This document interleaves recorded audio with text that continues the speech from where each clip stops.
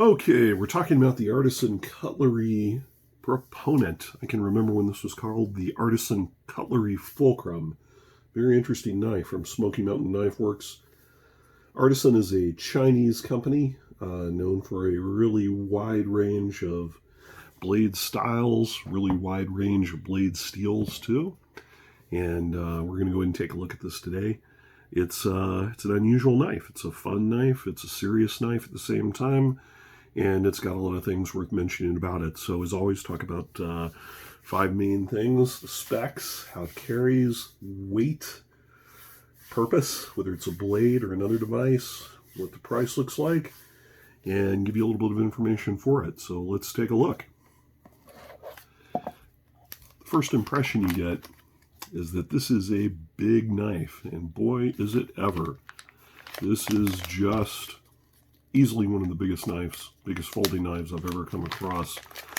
It's heavy in the hand. Feels very solid, very well built. Very good action. Opens very, very smoothly, if a little bit slowly. But looking at it, just an enormous amount of heft. Balances really well.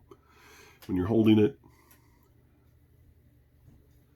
feels like it's going to move where you want it to, and it's not going to have any problem getting there and doing what you need it to do.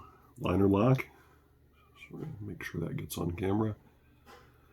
And the brass version here. Very hefty clip. Very hefty thumb stud. There's nothing about this knife that's small in any way, shape, or form. And again, it is something you sometimes have to flick open, but fits the hand well, and it gives a sensation of being extremely well built. Extremely well built. The specs really tell the whole story. The blade, 3.85 inches long. Total length of the knife, 8.85 inches. Big old 5-inch handle. The weight, it's up there, 14.8 ounces. I've seen 15 ounces in some reports, but when I weighed it, it is 14.8. Carries, boy, you know it's there. You know, this is not some light Spyderco. When it's in your pocket, you feel the weight, you feel it moving around, and you're not going to forget you have it. There's no question about it. When you draw it out between your thumb and the knuckles of your first finger, it's very bottom heavy, and that's actually kind of nice because there's a sense of balance there when you're wanting to move it up and open it, and lets you control it, in my opinion, a little bit more, even if it does slow you down to some extent. Again, you got to go back to that weight. I think that's going to be the make or break thing for most people. It's a heavy, heavy, heavy knife. I'm a big guy, so it doesn't affect me the way it might affect other people, but it's just enormous. There's no question about it. It's just an enormous knife in every way.